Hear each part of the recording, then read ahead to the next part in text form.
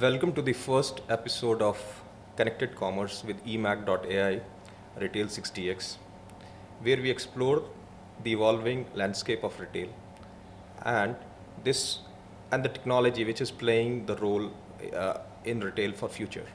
Right now, we have given this as a podium to the industry leaders, innovators, and the technology experts to explain the challenging opportunities within a retail landscape, whether enhancing the customer experience, streamlining the operation, or leveraging the AI.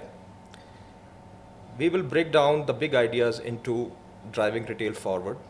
I'm Tasleem Arif, AVP Global Sales at Intellect, and the topic for today, and it is basically the talk of the town in retail, if we talk about. So, Omnichannel is the one which is very important and playing a very pivotal role in retail.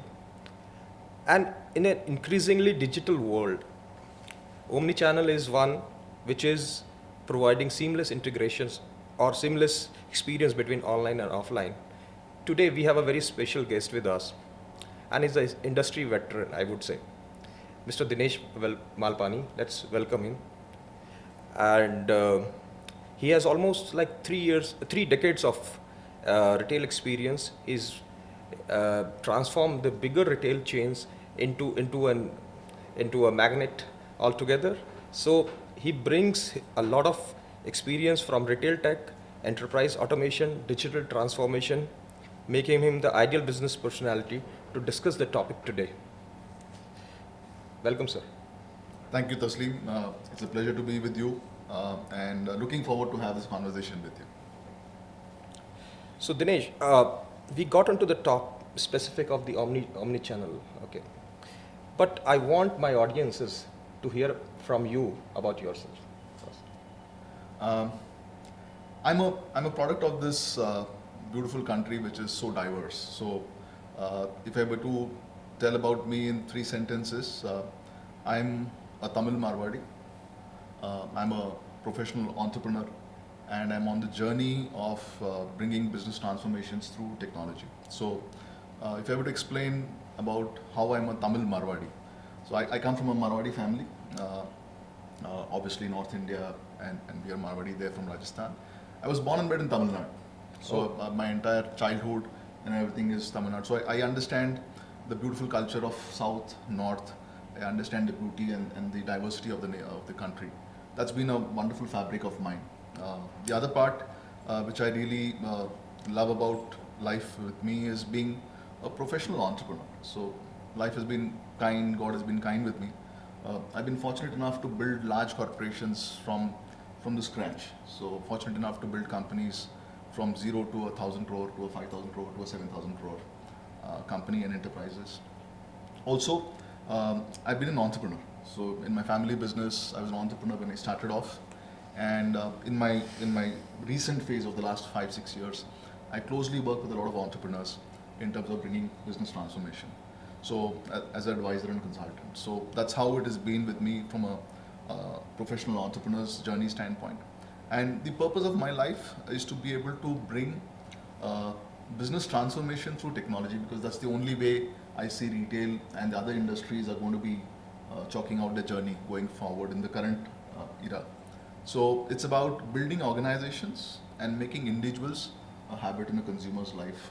That's the purpose of my life going forward. So that's about me, a Tamil Marwadi, a professional entrepreneur, and a business technologist. Thank you so much, Dinesh. And it is good to know that we have Tamil Marwadi also with us today. Actually, I want to ask you one very specific question which is very close to my heart, which is, since you have been working in retail space for almost like 3 decades, how did you see that transformation of Indian retail, which is happening over the last, let's say, 30, 40 years? Or even if you can put it like 50 years, I will be happy to hear. Or my audiences will be glad to hear. Very interesting question. It takes me back almost 3.5 decades back in my life. And it talks about, or it's about a journey of how the industry has evolved in the last 35 years, which I've been able to witness. Primarily, I break this into 3 phases. Phase 1, which is, say, the beginning or the starting of the modernization of retail industry, which was between say early 90s to the late 2000s. Then the phase two is about the transformation, the pain which the retail industry went through in terms of how it transitioned from a centuries old industry of shopkeeping and merchandise being sold through shops to also becoming digital. That's the phase two. And then the phase three, I would say post COVID 2018-19 onwards, was a phase when the customer became the center of the entire industry. So now it's a world which is obsessed with omnipresence, personalization, and customer being in the center. So if I were to explain era one, 95 to say 2007, uh, confident India, consumers were confident. You saw India Inc. jumping into it. Almost every business house got into it. You saw a lot of international players coming to India. You saw evolution of supermarkets, hypermarkets, department stores, malls, all that happening in the first phase. So it was great show 2000 till about 2007. And after 2007, the next big change in the industry happened, which was sort of the evolution of digital commerce, the advent of the marketplaces. We saw consumers also buying digital. We saw the telecom revolution changing the industry completely. And between 2007 till about COVID, we saw a lot of the players who got into the industry. Many of them sort of moved out because this sector wasn't really as good for them.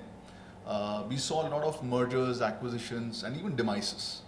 And we also saw the tectonic rise of marketplaces, e-commerce, and digital commerce. So that's the second phase.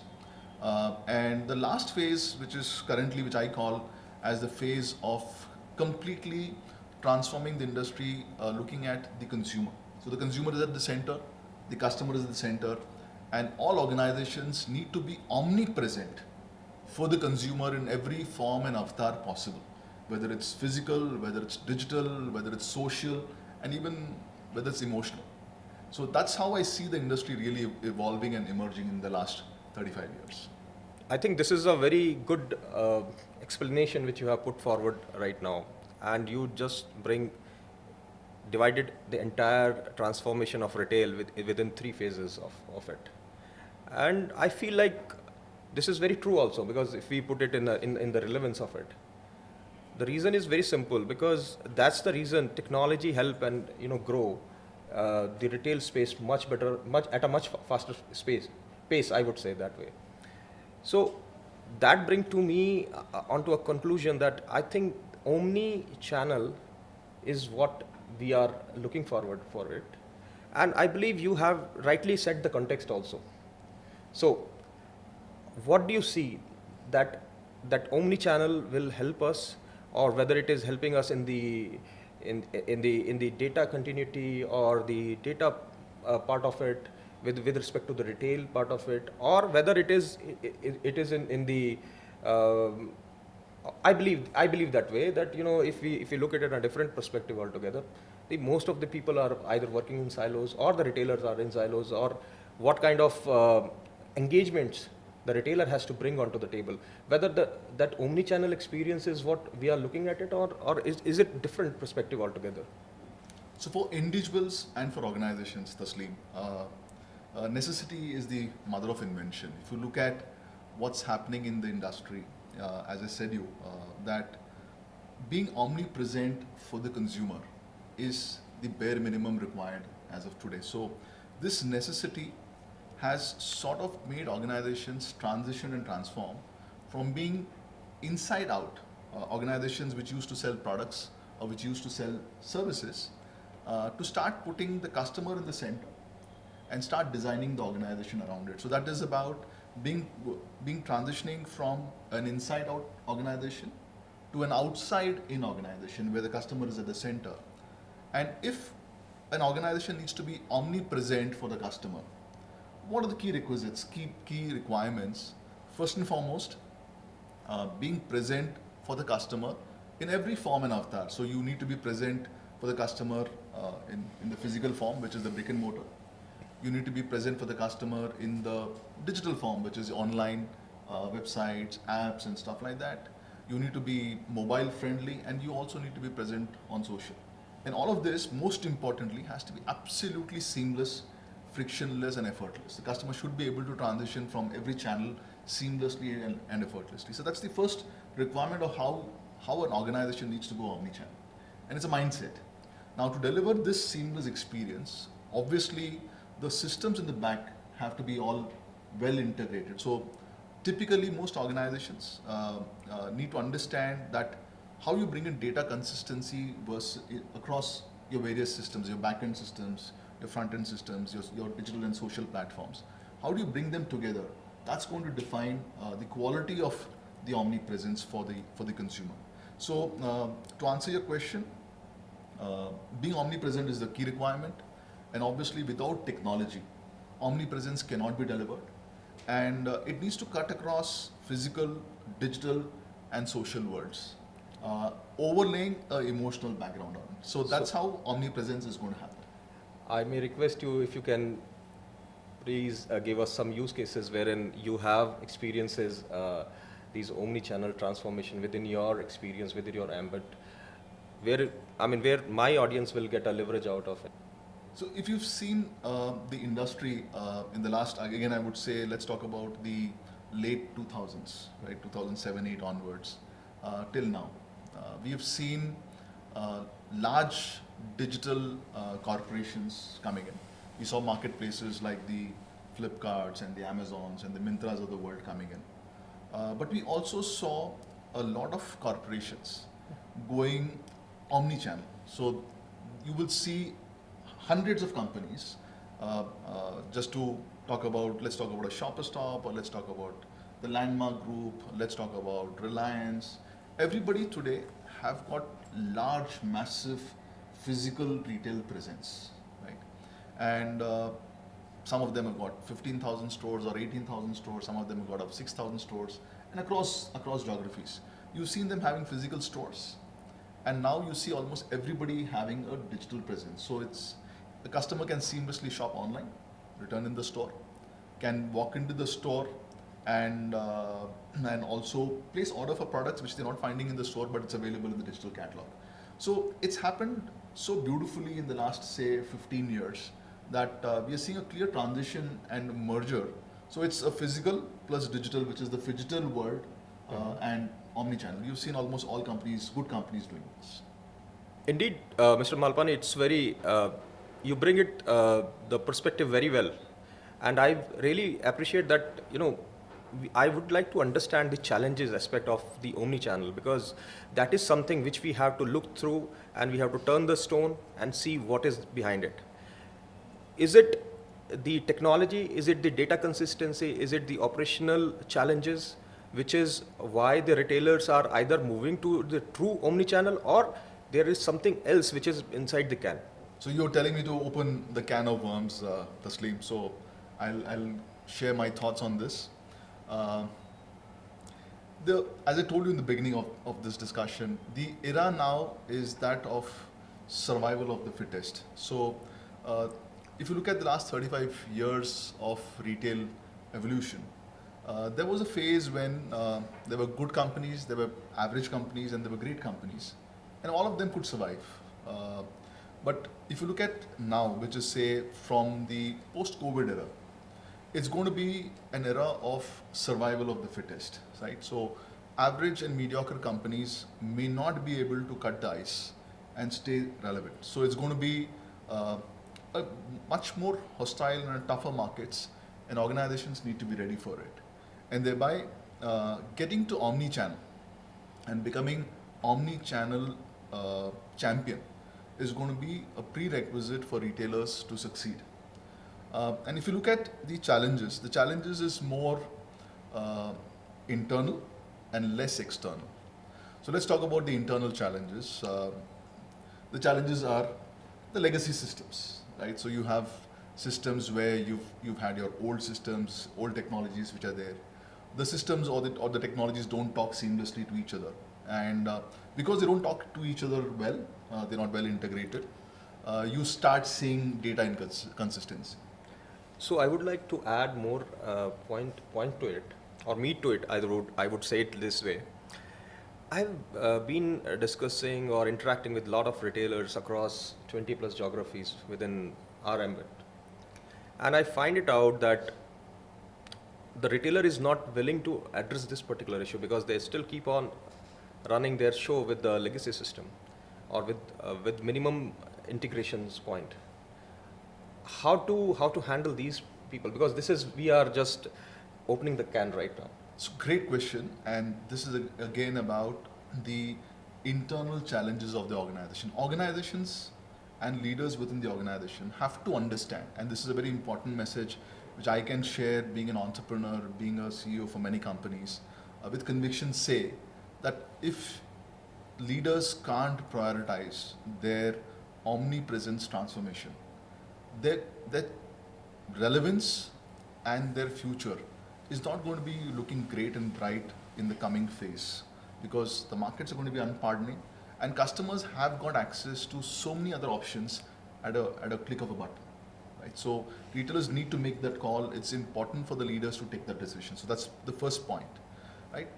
So the second point here is that when you look at prioritizing and removing the frictions within the organization, so break the silos, ensure that if there is a sense of fear, a sense of reluctance within the organizations, leaders go proactively address it and understand it, and start prioritizing and putting capital or putting the money where it matters. Right? So it's important for leaders and the organization to start putting and investing in the organizational transformation towards omnichannel and getting omnichannel ready. So it's about slowly transitioning from broken systems to seamless systems.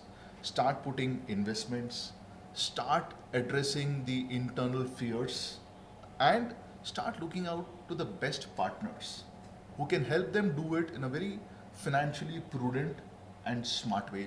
Nobody has to go and start raising millions of dollars of debt and start putting in there, but they could start finding good partners and start bringing in smart technologies and make those small changes over a period of time, which starts bringing the seamless experience. So leaders need to wake up and start doing these things.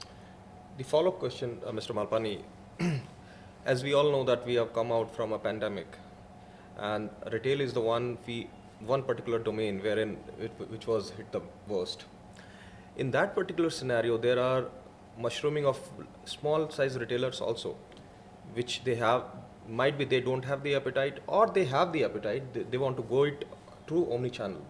So what is the advice you are bringing onto the table for them so that they can go through omnichannel? Brilliant question, very close to my heart, and it touches both the aspects. So first, as a retailer, I believe that the future is omnichannel. So no retailer today can only be a brick and mortar. And I don't believe that any retailer can only be a digital retailer. It has to be an omnichannel play going forward. And I also see incredible opportunities for technology companies to be able to start bridging this gap of how they enable small size, mid size, and large corporations would have different needs of transitioning to omnichannel based upon the scale, based upon the kind of categories they're operating in. They can start bringing in technologies which are across three sectors. So one is on the product side, which could be inventory, which could be how do you work inventory between the different channels, how do you ensure that the orders are being flowing well, the picking, packing, shipping, the logistics all works well. That is on the product side, right? Then you have something which is on the consumer side. How do you bring in the seamless experience of making the world digital and physical coming together? So it's a great opportunity for retailers. It's a great opportunity for technology companies, and any good technology company which takes this lead now can build an incredible opportunity of, say, feeding, clothing, and dressing. Let's talk about India, 140 crore people. This is probably the largest opportunity for any technology company also. So, looking at the current scenario, if we look at, we have D2C brands available on across the channels, but their brick and mortar presence is very minimal. what is that particular thing which is making them to go through D2C rather than to be on the brick and mortar when the omni-channel route is available for them? So my if I would put it in a correct particular frame, D2C itself is a like $100 billion uh, segment altogether when it comes to, but the D2C sorry the brick and mortar format is still a bigger one. Is it the capex which is killing the retailer, or is it the inventories, or it is the or is it something else which is really pushing them back, or they are not even thinking about to go through omnichannel? There's no straight answer to this, Tasleem. The way I look at it is about how the companies and the organizations start. So you've seen the startup ecosystem really driving the D2C revolution in India. And the best way and the most capital efficient way to start a good D2C story initially is going digital. So it helps in terms of getting the products, getting the assortment, getting the positioning, getting the brand in place. They also get a sense that what is the consumption looking like in a larger geography. It's like across India or across a large geography, how the adoption is really happening. And after the organizations have got some kind of stability, they need to also understand and be able to get the finances in place. So once you raise capital from the startup ecosystem, VC ecosystems, which are working very well for the country now, and then onwards you've seen the brick and mortar transition. So today, I can name dozens of companies which started off as D2C, but they have a much larger share of sale now because they've gone omni-channel. They've opened hundreds of stores and they've gone omni-channel. So a few of them already listed now, and they're doing brilliantly well. So I believe it's going to be a journey of the startup ecosystem. D2Cs would start, they would get a product market fit, then they would raise capital, get the valuations in place, and then also start going to brick and mortar. I still believe in India, even in a steady state, you would have say 70-80% of the sales coming from brick and mortar, and about 20 to 30% sales coming from the digital commerce, and that's how the pie would emerge and evolve for various categories. So, Mr. Malpani, I believe you have not touched upon a very important aspect of the retail, which is we have seen it very recently about quick commerce. We are seeing these micro fulfillment sites and these dark sites. I would not say dark side, but it is the dark stores which has come up. Okay, how do you see that, and what is the role of omni-channel presence in these particular formats? So you've sort of come into the Tathastu era right now. This is probably one of the most disruptive things which has happened in the industry. Truly, if you were to ask me, we are seeing business at the speed of thought. So the moment you think of a product or you think of a service, in a matter of minutes it's being delivered. So this is something great. It's addictive. It's a service. It's a convenience which is growing in traction.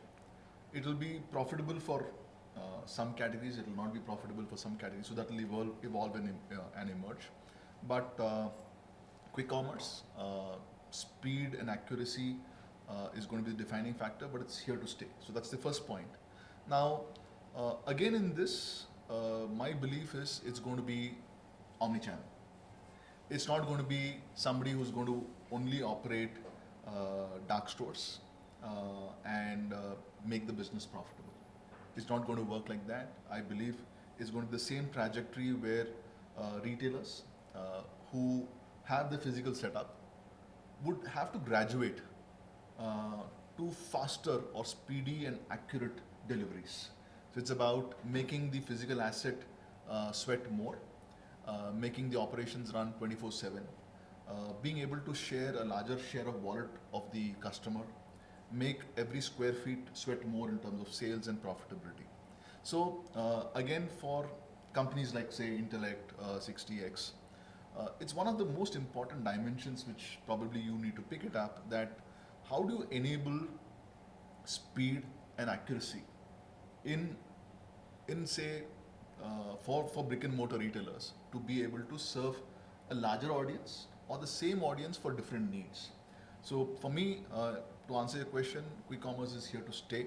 It's a great format, but it's going to be successful financially only in the brick and mortar, sorry, in the omni-channel model, where you have a physical retailer also doing quick commerce, and a great opportunity for technology companies like you all to be able to enable this transition for small, medium, and large size companies. How do you make speedy and faster deliveries? How does technology really play there? That's a very good opportunity and a sweet spot. I believe so. But looking at the recent performance of this quick commerce, which is happening, I believe in the top 10, if I would say, they are the most negative revenues which they have generated over the.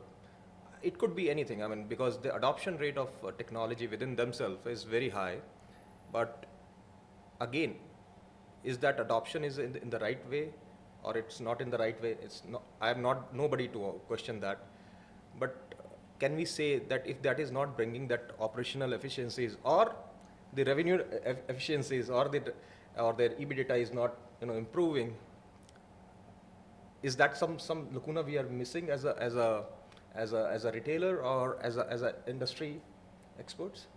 So Tasleem, it's not a can of worms. Quick commerce is a drum of worms. And I've been one of the most controversial guys speaking about this entire space and the financial viability of this channel. Again, very simple business principles. I believe that no solo channel, whether it's quick commerce in a standalone manner, or e-commerce in a standalone manner, or physical retail in a standalone manner, is going to be profitable and sustainable going forward. So it's important that the quick commerce needs to manifest and again become integral to the current physical retail formats. That's the first point. You will see a lot of businesses which have got very low margins but a very high level of adoption. So let's talk about the current flavor of the season is we are seeing millions of orders every day in grocery quick commerce. And my understanding is, barring geographies where there is high population density, the financial viability of this model may not really work out. And thereby, it can't scale just as a quick commerce model alone. That's where the play of physical retail, where you have stores, you have customers walking in, they're shopping, it brings financial viability, you've got the assortment, you've got the stocks, you've got the infra, and you have the technology to enable quick commerce. You have the ability to have the logistics to go and deliver it on time, and also do the customer acquisition at a fraction of a cost, because you've got a physical store, you have the trust there. So the way I see it is that quick commerce is going to transform brick and mortar much more faster. The omni-channel is going to be now omni-speed commerce. It's going to be much faster commerce and much speedy commerce going forward. So it's going to be a tathastu. You think of it and it's been delivered in minutes. I believe so. I mean, if you look at the kind of advent they have done it in our personal life these days, if you look at the professionals like us who is working, okay, maybe going at the office 9, coming back at late in the evening, so is our spouses which are working. So it become very tough for us to get the grocery on time. So these people are filling that particular space very well. That is absolutely unquestionable. Now coming on to the other aspect of it, since you are in this retail space for a very long period, I mean, I would put it. You're sounding me look very ancient and primitive. No, not at all. You are not that. Yeah, but I'm still one of the ancient and primitive guys in this space. But with your thoughts, I believe you are much modern than the existing retailers. So anyway, coming back to the question, if you look at the quick commerce adoption in India, it's much at a faster pace that is there. But what about the international? Can you put some light or shed your experience, or maybe an astrologer? Can you talk about it? How that is going to be transformative? I'm not a soothsayer, I'm not an astrologer, but yeah, I've seen businesses evolve.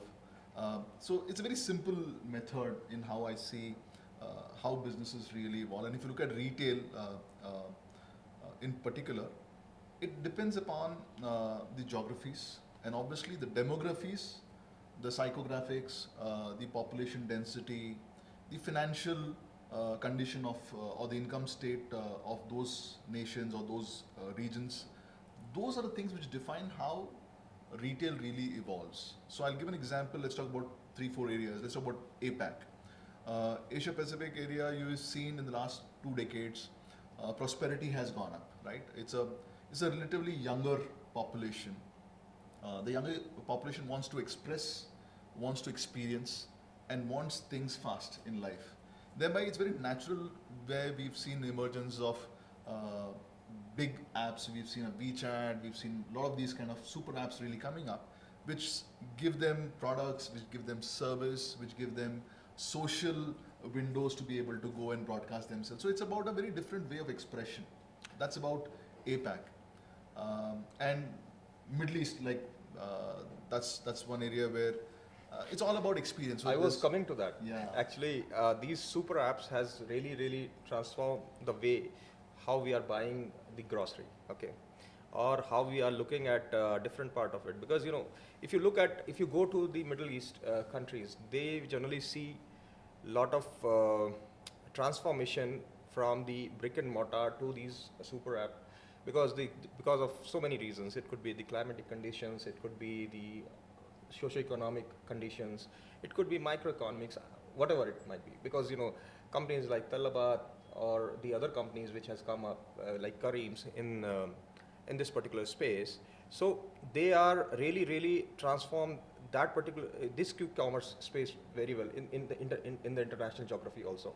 Now coming to the APAC region part of it, how would you see that these super apps which you are talking about right now can help us or can help the consumers, so that is going to revolutionize this quick commerce, either revolutionize or will bring the retail store to the near to the consumer?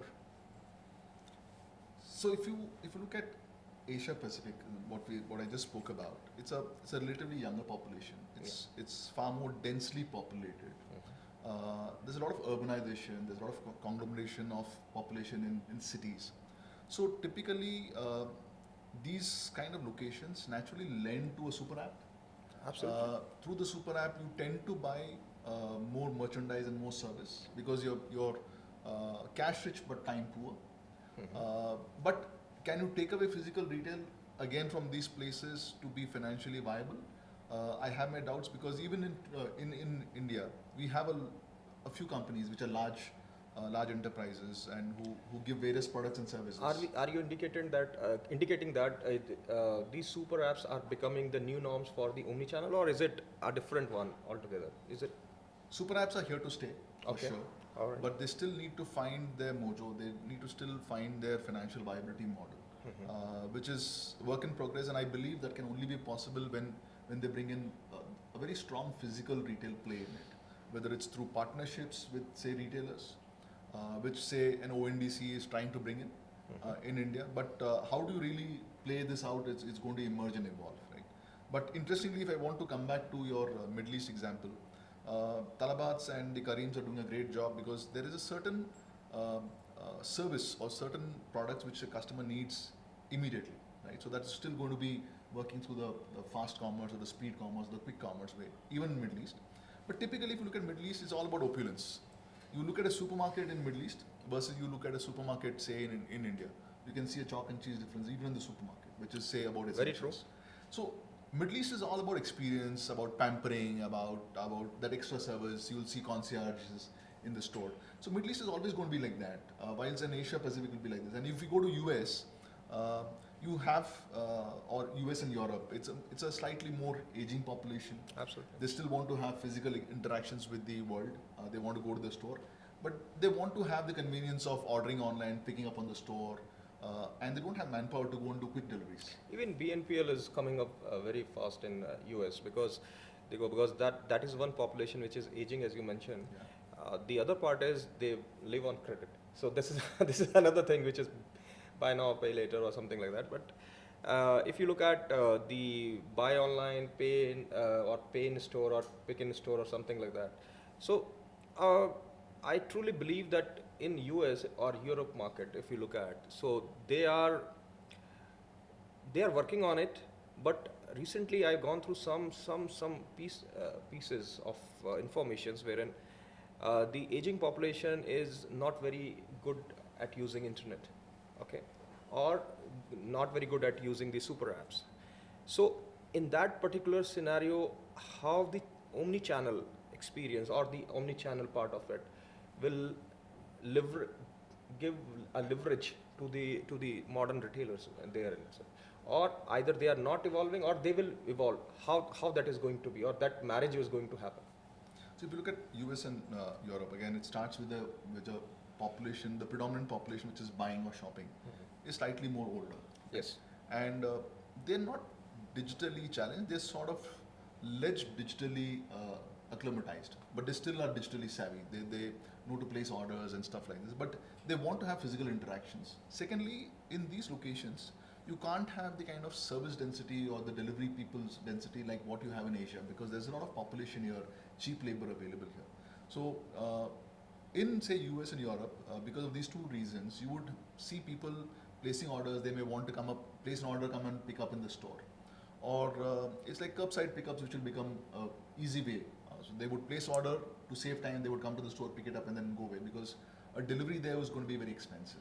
Absolutely. So that's how I see US really emerging in this space. So other thing, like if I would like to quote an example of Costco in US, what they done is they have come up with a similar model, but it's in a different way. So what they did is, like I think Reliance has also tried that particular thing, apni corner ki dukaan or something like that. So they have come up with small store mushroom at the residential complexes or something like that, and then they just give the order from there itself. So it's purely not a quick commerce, but actually it's a mix of both. So older population who want to come, they can have a feel, look, and see the product. But if somebody who is young or Gen Z or something like that, they can order it. And it's a great model, if you ask me. It's about fast-moving assortment, being present closer to the customer, taking care of physical needs if a customer wants to walk in, and if somebody wants to order from home, there is still a store from where it can be picked and delivered fast. So it's a great model. Depends upon, again, the categories which they're operating in, how they really want to be present, and which kind of geographies they want to present. But it's an incredibly good model, interesting model. so with this, Mr. Dinesh, we come to a part which is a hot cake as of now, and probably the most discussed or most talked technology which is coming up these days is AI in retail, or the analytics piece of retail. How would you see that this analytics or the AI will help the retailer, and especially in their omni-channel journey? Whether it will bring them the operational efficiencies or the inventory efficiencies, or whether the organic, because see, retailers are growing in organically, but what about those people wherein they want to adopt, but they couldn't adopt it? So this question and this space is very close to my heart. I believe my 3.5 decades of learning and how I've seen the retail industry evolving is one learning which is very clear to me in my mind now, is that for success, a retailer or any organization needs to become a habit in the consumer's life. Now, this is a very small statement and a very important word which I'm using, becoming a habit. Now, this is the most powerful tool. If a brand, if a retailer, if an organization can become a habit in a consumer's life, nothing can beat it, right? And to become a habit, what's very important is, do you know your customer? So are we talking about consumer dynamics here, or is it something which we are saying that the AI or the analytics will give? That's exactly how it's happening, because if you know the customer, how they behave, how they think, how they live. That's when AI really starts helping you, that you can prescribe, you can predict, you can start adding value to their life in a very proactive, non-intrusive way, but in a way that starts improving quality of life, right? So suddenly AI starts becoming and enabling organizations to become a habit in a consumer's life. Know them, you are able to do your predictive analytics, you're able to do your prescriptive analytics, make them super accurate over a period of time. It learns and it's able to give that accuracy to the consumers, right? So that's a very important piece of how to become a habit. And it starts with AI. Without it doesn't work. Now with this, I think the other few dimensions required, again, for a technology company like Intellect, which is very important, is that how do you bring in immersive commerce? So how you bring in, say, digital experiences when a customer is there outside in the store. So assume I walked into the store, I don't find a product. Is it available in the digital commerce? I can add it there and ship it. Can return something, get my refund there. That's effortlessly done. I believe so, because in Intellect itself, we with 60x, if we talk about, then we use a lot of analytics when it comes to, and probably we have a proper module for it. So, but the whole point is that how this analytics will help in the omni-channel part of it, because that is where the core focus is for today's podcast is all about. Now, coming to the other part of piece of it, are we really need an analytics, or are we need an AI engine in place? Because most of the retailer will say, okay, we have Excels, we can do it on this thing. Are they getting irrelevant, or that is something which is? Can you show some light on this? So to be able to personalize and give a holistic habit forming experience to a customer, you can't do it with Excels. You cannot have people dependency. It needs to be something which is driven through algorithms, which is driven through technology. Okay. Otherwise, you can't really do it at scale. So that means it is very clear that the specialized or the analytics tools are important and required. It's absolutely required, and also it needs to be relevant. So I'll tell you where the relevance comes in. Let's talk about a customer walking into the store and she doesn't find something, and you're able to place order online. She's got something she wants to return. She's able to do it. Now, same thing, imagine she's sitting at home. She's unwell, she's not able to travel. And if, say, you have an immersive experience of VR and AR, they're also able to feel the merchandise, not in the literal sense, but they can really understand in 3D context. See whether they like it, don't like it, and they can shop. So how it works. And finally, you can also give motivation. Could be coupons, could be discounts, which are very relevant. I may be a very discount-oriented customer, and you may be somebody who's wanting something new and fresh, something new product which is being launched. So AI will be able to tell that what is the motivation of each of these customers, when to time it, maybe in the morning, or maybe in the afternoon, or maybe in the evening, or maybe in the night. That's when intelligence comes in. So without AI, it can't be done. I believe it's a very valid thoughts which you are putting together, but I want to stitch something which is help us in the omni-channel, because ultimately the consumer behavior is the most important one, which is, I get it from this discussion. What about this consumer behavior is translating to the right segment? Are we that those segments are going on to the right product? Are these segments which the retailer is thinking that these are my profitable segments or not profitable segment? Are these translating it to their employees? Because ultimately that human interaction which is going to happen at the stores will able to translate it properly or not? This is the which my audiences would like to understand more. So it's again, we're going back to the beginning. It's deja vu. No company can be without omni-channel. So my first and simple statement is that without omni-channel, there's no way forward. Right? Okay. Second, to enable that you're able to personalize and make the organization design around the customer, you need to know the customer. That's when you can become a habit. And to become a habit, you need to be able to understand the customer. And you need to be able to talk and communicate with the customer with the right motivation at the right time, for which AI becomes the base. And that's when you can scale it, that's when you can take it forward. And it needs to become organizational culture. So if the leaders are not able to percolate this culture down the line, I said the next 5 years, are going to be really hostile. Companies will not survive.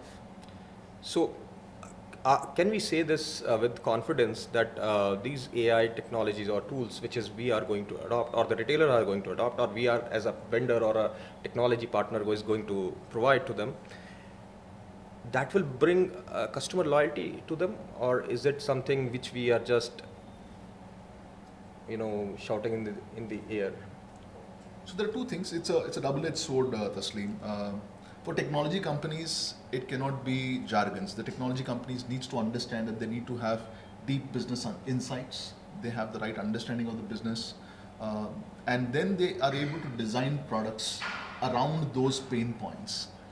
And it's for retailers to understand and lap up these opportunities. So if you ask me today, because this transition is just started, it's an incredible opportunity for technology companies like Intellect, who are sort of market leaders here, and also for retailers to be able to adopt, try it, and then start making those changes. So it's going to be a journey which is going to unfold very fast in the next 2-3 years and emerge as the difference between the men and the boys.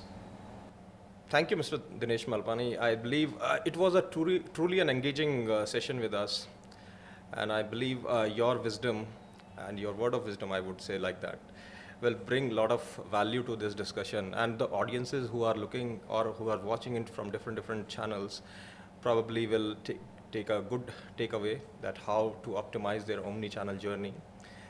And I also believe that there are multiple key takeaways from this discussion, which I would like in particular to talk about. We talk about unifying inventory and customer data to ensure seamless interaction. So this is one very key factor out of this particular discussion which has come out, and I believe a retailer will definitely look into it and on a very serious note. The other pointer which has come out is leveraging how to effectively leverage the AI and the automation part to the personalization part of it.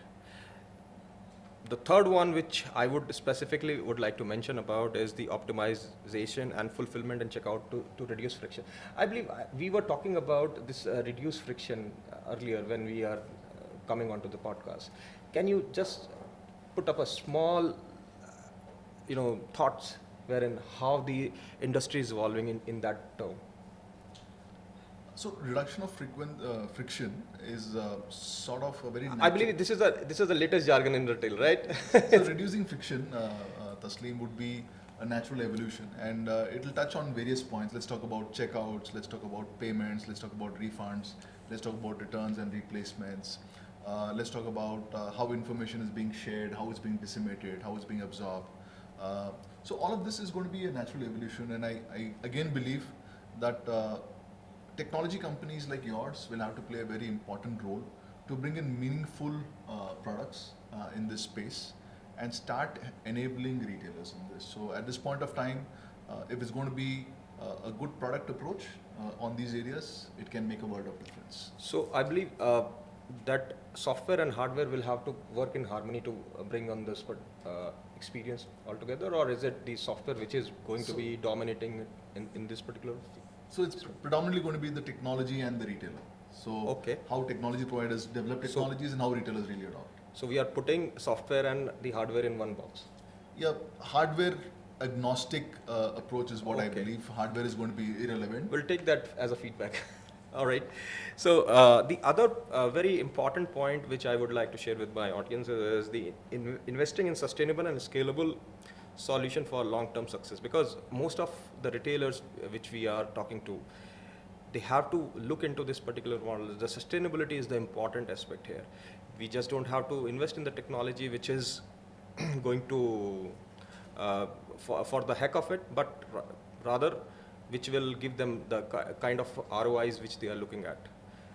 So I believe with this I would like to conclude the session, and I request my audiences to please visit 6DX as one-stop solution, and it is a eMACH.ai enabled product from the House of Intellect, which is a software powerhouse or technology powerhouse, I would say this way. And stay tuned with us on our channel, because There is a second episode which is coming up very shortly for the specifically on AI, and probably we will be talking more about the AI and how the AI is going to shape the future for retailers. And this is one particular episode which will help the retailers who are in this journey or they want to adopt this journey, definitely will help them in the longer goal. Audience, stay tuned with us for the next knowledge session, which will really help you to understand the AI transformation within the retail industry.